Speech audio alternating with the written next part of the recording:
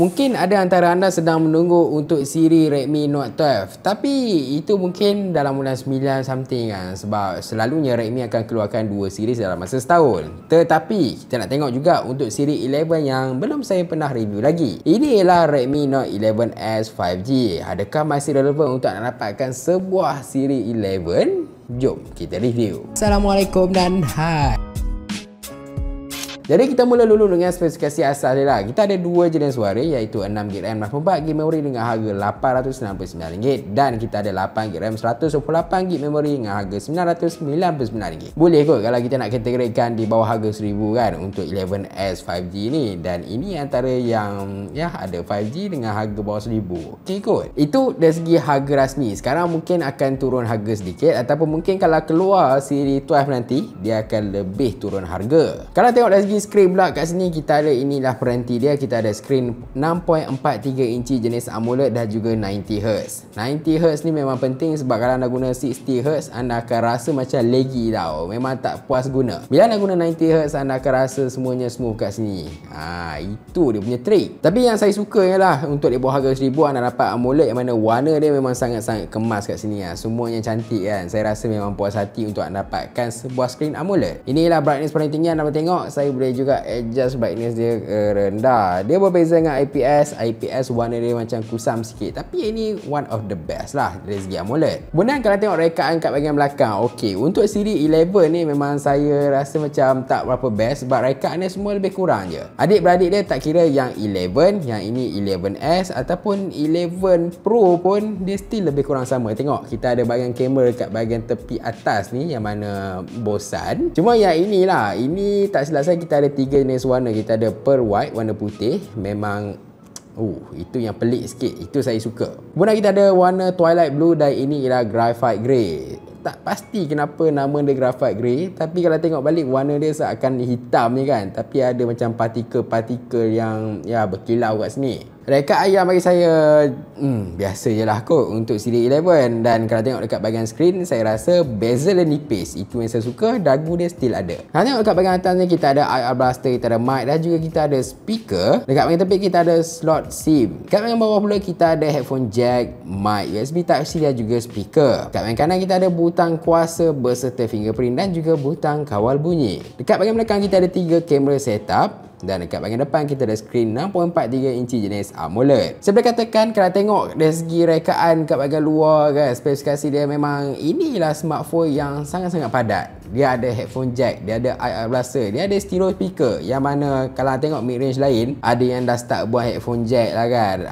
Kita rasa macam tak berapa best lah. Yang ini ada headphone jack dan sokong radio FM. Mengenai prestasi pula, yang ini sebenarnya best sebab dia dikuasakan dengan Helio G96 daripada MediaTek. Macam anda tahu, MediaTek ni memang mengejar Snapdragon buat masa sekarang dan prestasi dia mengagumkan. Anda nak buat multitasking, yes, tak ada masalah kat sini kalau anda guna baring yang paling tinggi. Macam saya guna 8GB RAM. Kalau anda guna yang 6 mungkin kurang sikit, tapi still ok sebenarnya. Cuma 64GB memori tu macam storage yang agak sedikit dekat sini. Kalau anda memang suka main game ke apa, saya tak sarankan anda guna yang itulah. At least 128. Dan selain pada dia punya prestasi dari segi chipset yang bagus, dia juga menyokong 5G kat sini. Jadi kepada anda yang mungkin nak merasa 5G dekat Malaysia, mungkin boleh dapatkan satu. Buat masa sekarang, saya review pada bulan Ogos. Smartphone ni menggunakan MIUI 13, tapi Android dia masih lagi Android 11. Tak ada update pada Xiaomi. Saya juga masih lagi menunggu sebab saya rasa phone ni kalau lagi 2-3 tahun masih lagi relevan, tapi software update dia bila? Itu yang saya nak tahu. Okey, dari segi gaming, kalau nak tahu, Helio G96 ni memang dibina untuk gaming sebenarnya dan lebih memfokuskan kepada mid range lah. Dan kalau tanya saya, bab grafik dia memang terbaik kat sini. Kebanyakan game yang main kat sini macam Mobile Legend ke kan, anda boleh gunakan grafik yang tinggi, jadi tak ada sebarang masalah. Dan satu benda lagi yang saya suka ialah suhu dia. Suhu dia waktu anda main game tak panas sangat dekat sini, jadi anda boleh main game dalam masa yang lama. Dari segi prestasi dah ok, dari segi dia punya suhu pun dah ok dekat sini. Dan kalau nak bandingkan dengan peranti mid range lain, contohnya macam yang menggunakan Snapdragon 680, memang jauh sangat beza dia. 680 tu dia punya setting sangat-sangat rendah, tapi yang ini memang puas hati lah. Dia punya kalau nak guna sebagai grafik mid, ok, ataupun anda guna low punya grafik, anda dapat frame rate yang konsisten. Next kita nak bincang bab kamera dia. Kita ada kamera 50 megapiksel kat sini, bukan 108 megapiksel. Okey, kalau nak bincang bab kamera, saya rasa kamera dia tak memuaskan sangat lah dekat sini, sebab saya dah cuba tangkap gambar, okey, dan beberapa tangkapan yang saya tengok warna dia agak kusam sikit, warna dia tak ceria kan, warna dia tak naik. Jadi itu yang menjadi kelemahannya. Kalau anda nak tangkapan yang cantik kat sini, anda perlukan cahaya yang banyak dekat sini. Contoh cahaya di awal pagi ataupun di matahari yang terik, yang itu nampak lawa. Ada juga ultrawide kat sini, tapi anda mungkin akan kelihatan sedikit noise kat sini lah. Jadi dia punya tangkapan tu just okay je kot. Dari segi night mode pula, kalau anda guna dekat sini, night mode dia, kalau untuk dari segi tangkapan biasa dan juga night mode tu sendiri, memang ada banyak beza. Warna dalam night mode ni lebih cantik kan, dia lebih terang, lebih pekat. Cumanya kalau berdekatan dengan lampu, macam lampu kat bahagian belakang ni, dia akan naik flare, dan flare dia memanjang,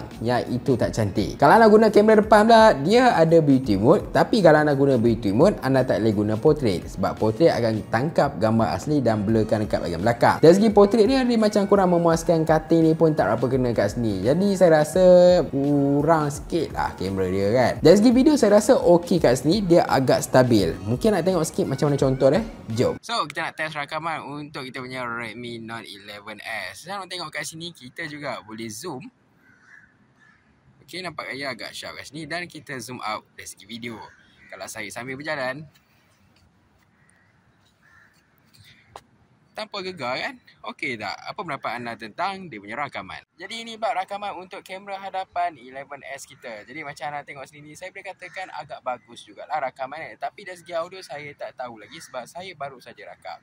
Tapi dari segi warna pun not bad, sebab sekarang pun mendung-mendung saja dekat bahagian atas kita. Kalau sambil saya berjalan, anda tengok satu video yang gegar dia dapat diminimiskan oleh 11S. Pendapat anda?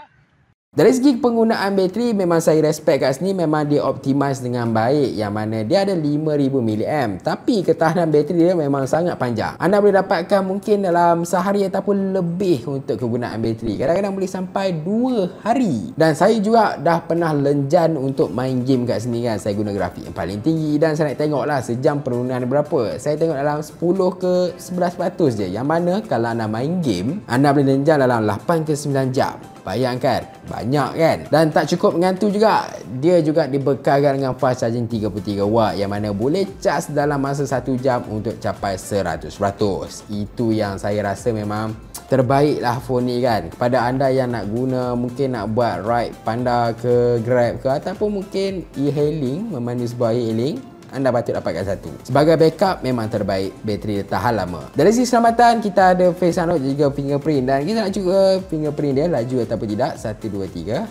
Kita nak tengok. Okey, dia dah buka. Kita cuba 1, 2, 3.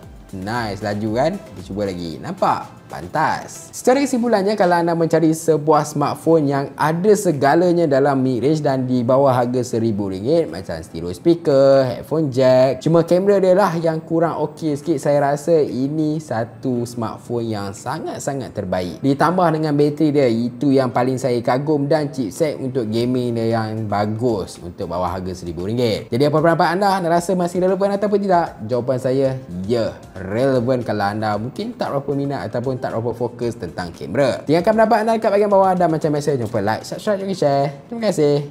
Jumpa lagi.